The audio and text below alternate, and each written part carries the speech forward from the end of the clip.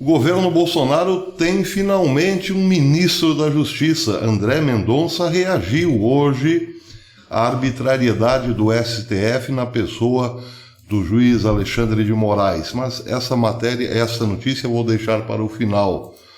Hoje, para quem não sabe, a Polícia Federal visitou a casa de jornalistas, de youtubers, de políticos e de empresários. Pelo menos Luciano Hang, dono da Havan, também teve sua casa visitada. Por ordem de quem? De Alexandre de Moraes, juiz do Supremo. Pois é, você que tem aí 50, 60 anos, quando imaginou que o Supremo faria papel de polícia? Eu, particularmente, que estou indo para os 114 anos, nunca imaginei isso, que o Supremo um dia, que eu veria o Supremo algum dia fazer o papel de polícia. E está fazendo. Mas contra a criminalidade, não. A criminalidade está solta. Por conta do coronavírus, muitos bandidos de altíssima periculosidade ganharam esse benefício do STF. Mas contra a direita. Por quê? Por uma história chamada fake news. O ministro Alexandre de Moraes achou que alguns membros da direita com canais no YouTube, outros empresários e alguns políticos estão espalhando falsas notícias para criar o pânico na população em relação ao STF e ameaçá-los, inclusive, com violência física. E, por conta disso, mandou os meganhas na casa desses mesmos youtubers, políticos e empresários para recolher seus materiais de trabalho, no caso dos youtubers, como o caso do Terça Livre, como o Bernardo Kister, por exemplo, que tiveram seu material de trabalho simplesmente confiscado. Antes de tudo, somos trabalhadores. Esses trabalhadores tiveram o seu material confiscado, amanhã seremos nós. Não é só o Covid que está impedindo as pessoas de trabalharem nesse país. A PF também, a mando dos togados de Brasília. Bem, mas fazendo aqui um rápido apanhado,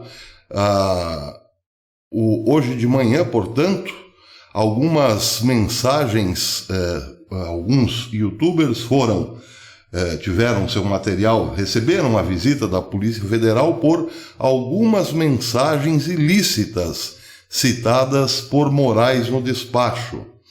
A matéria diz, a matéria do Renova Mídia, o ministro Alexandre de Moraes, do Supremo Tribunal Federal, citou na quarta-feira, 27, um suposto gabinete do ódio em sua decisão que autorizou o cumprimento de mandato de busca e apreensão no âmbito do inquérito das fake news.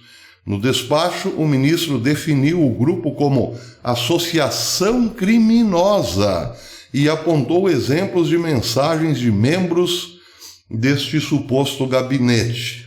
Aí estão Alan dos Santos, Bernardo Kister, Bia Kicis, Luciano Hang, enfim, são vários, a lista é bastante grande. Abre aspas, notam-se indícios de alinhamento de suas mensagens ilícitas com o suposto esquema narrado pelos parlamentares ouvidos nesses autos, escreveu Moraes.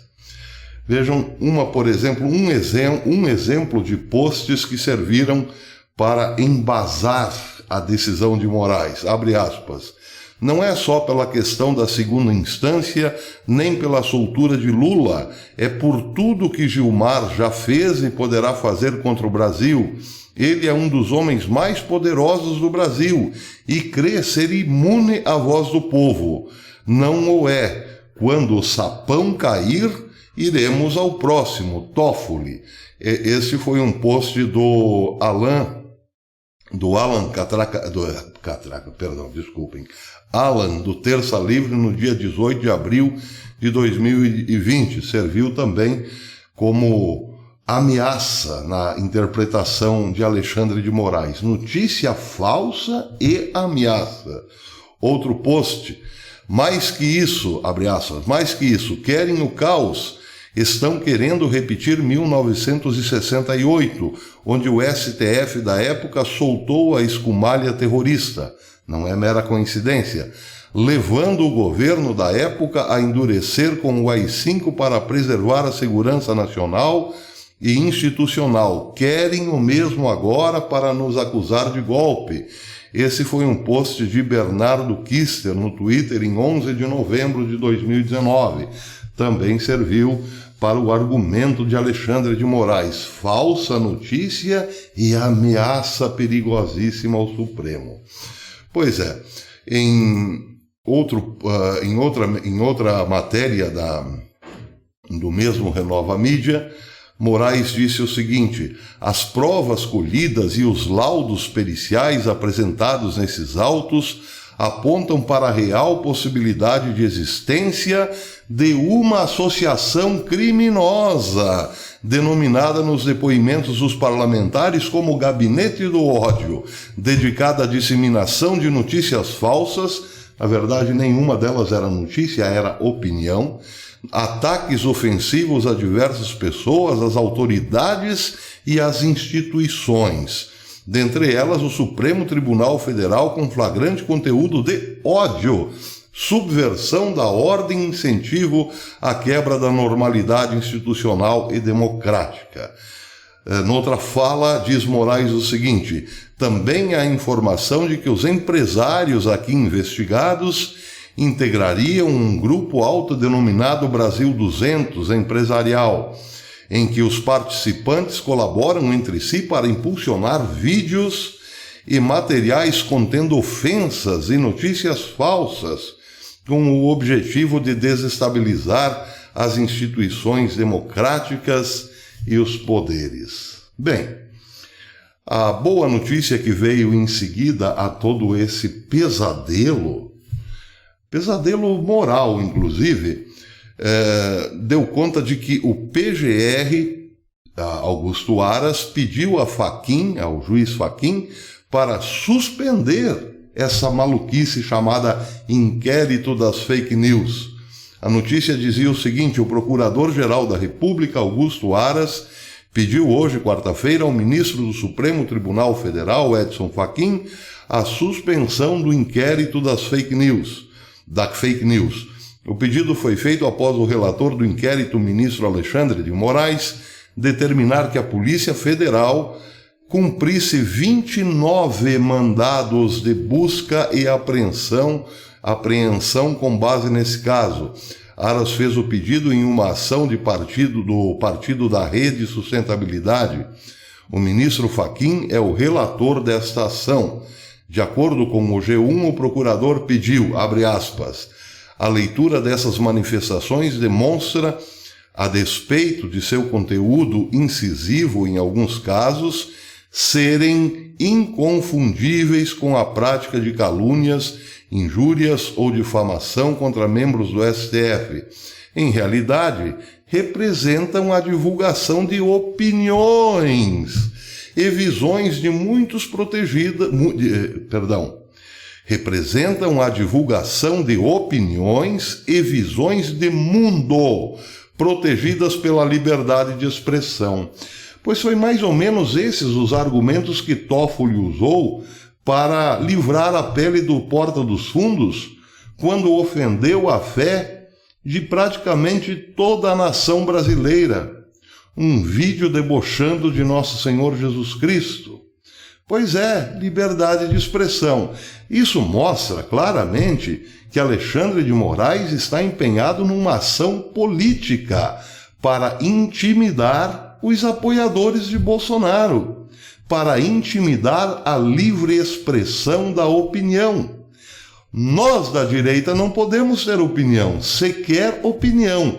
Já a esquerda, a esquerda pode tudo, porque essa é uma ação política da esquerda. É preciso lembrarmos que Alexandre de Moraes pertencia aos quadros do PSDB e lá no STF está por conta de sua atuação política, fora os outros. Só citando Alexandre de Moraes.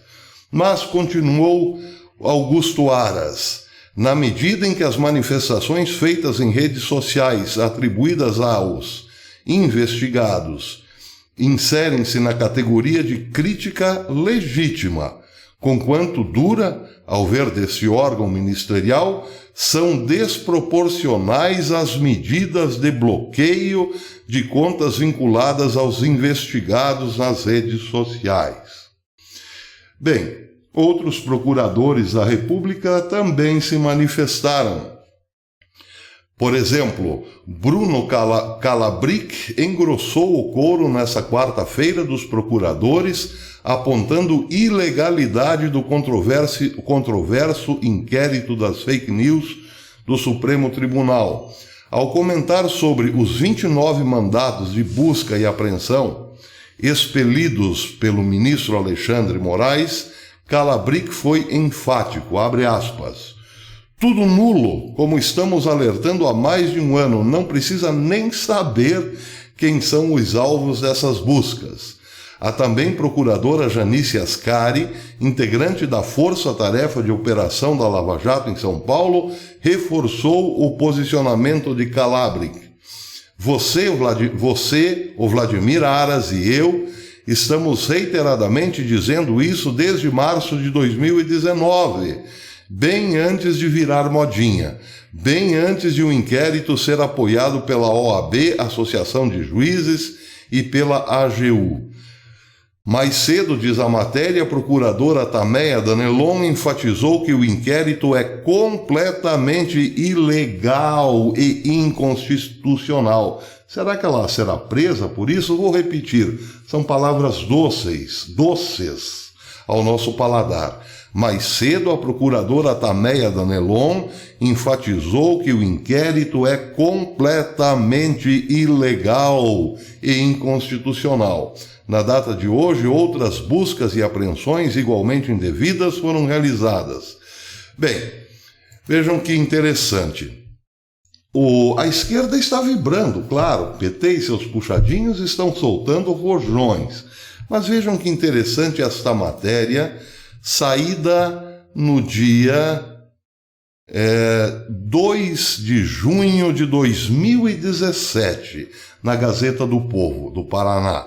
A matéria dizia: a deputada federal Benedita da Silva defendeu que haja derramamento de sangue no Brasil para que tenhamos redenção no evento do Estado de Direito ou Estado de Exceção, promovida na última segunda-feira em Brasília pelo Partido dos Trabalhadores.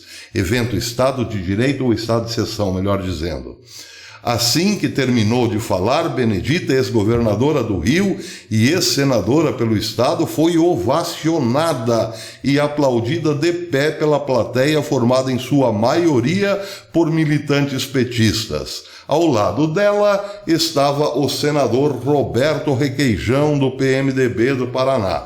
Vou repetir o parágrafo inicial. A deputada federal Benedita da Silva defendeu que haja derramamento de sangue no Brasil para que tenhamos redenção. Agora lerei o último parágrafo para ligarmos bem a coisa.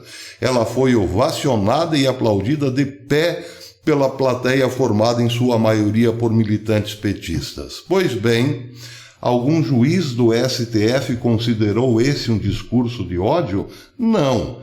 Porque banho de sangue não significa nada. Agora, chamar Gilmar Mendes de sapão, isso é um ataque gravíssimo,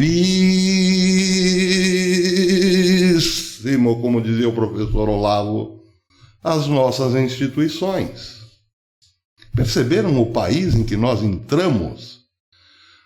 Meus amigos, alguém duvida que essa é uma ditadura togada? Será que alguém ainda duvida que nós já estamos sob uma ditadura bolivariana? Vou repetir para aqueles que ainda não entenderam. A deputada Benedita da Silva defendeu que haja derramamento de sangue. Foi ovacionada e aplaudida de pé pela plateia formada em sua maioria por militantes petistas. Banho de sangue, senhor Alexandre de Moraes, é crime de ódio ou está liberado por ser da esquerda? Está liberado por ser da esquerda, claro. A esquerda não odeia, a esquerda quer purgar o país, tornar as nossas vidas melhores. Por isso, diz Benedita da Silva, vamos eliminar os contrários. Benedita da Silva foi chamada às barras da justiça, algum que seja daqueles militantes que aplaudiram e apoiaram o banho de sangue, foram incomodados pela Polícia Federal? Jamais, sequer, em momento algum. Portanto, prestem atenção. Os senhores ministros do STF estão numa ação política para não só derrubar o governo Bolsonaro, mas nos intimidar, nos colocar contra a parede, nos amedrontar e amanhã depois nos prender nas masmorras e quem sabe até nos eliminar. Porque quem não vê problema em banho de sangue, não verá problema amanhã depois, quando o sangue da direita for derramado. Certamente é isso que nos espera, se nada for feito. Para terminar, habemus ministrum. Habemus ministrum.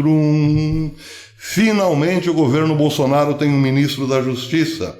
O senhor André Mendonça disse que intimidar ou tentar cercear direitos é um atentado à própria democracia.